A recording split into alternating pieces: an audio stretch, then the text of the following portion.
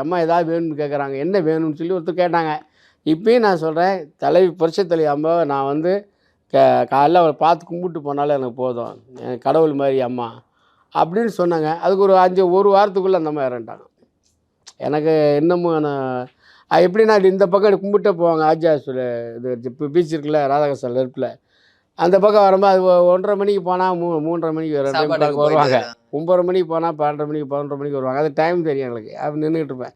அப்போ போயிட்டு ரிட்டர்ன் வரும்போது என்னமோ நாங்கள் அதுக்குள்ளே நான் வீட்டில் என்ன தெரியுமா, காலையில் அப்படின்னா டிஃபன் சாப்பிட்டு போயிடுவேன். 11 மணி பண்ணால் லெமன் சாதம் கிண்டி வருவேன். வந்து அம்மா அப்பாவுக்கு லெமன் சாதம் கிண்டி எனர்ஜி கொண்டாவில் சாப்பாடு கிண்டி வந்து சாப்பிட்டுட்டு அம்மா பார்த்துட்டு போகிறேன். வந்து உண்மையான முதல் தொண்டை நான்.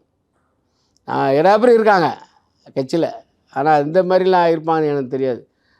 வந்து லெமன் சாக்கிட்டு சாப்பாடு சாப்பிட்டு இருந்து அம்மா பார்க்காம போக மாட்டேன். அப்புறம் அந்த பக்கம் வரும்போது போயிட்டு ரிட்டர்ன் வரும்போது இந்த பிளாக் கார்ட்ஸ்லாம் இறங்கிடுவாங்க. அதுதான் ஒரு இது.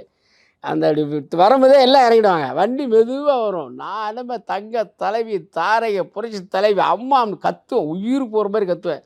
அந்த அம்மா அப்படி அமைதியாக போனவங்க வரும்போது அவ்வளோ பிரச்சனையில் வந்து சிரிச்சுட்டே வருவாங்க. வயிறுக்குழுங்க சிரிக்க வைப்பேன். அது எனக்கு போதுங்க. எனக்கு வயிறுக்குழுங்க சிரிப்பாங்க அம்மா. அப்படி வந்து நான் இப்படி இப்போ கிட்ட இப்படி உதர்த்தம் போவோம். தங்க தலைவி தாரை தமிழகத்தின் புரட்சி தலைவி அம்மா தெய்வமே அப்படின்னு கத்துவேன். அப்புறம் அதுக்கு பிறகு நான் போக கான்வே ஏறி வண்டி போயிட்டுருக்கோம். இதுனா தான் நடக்கும்.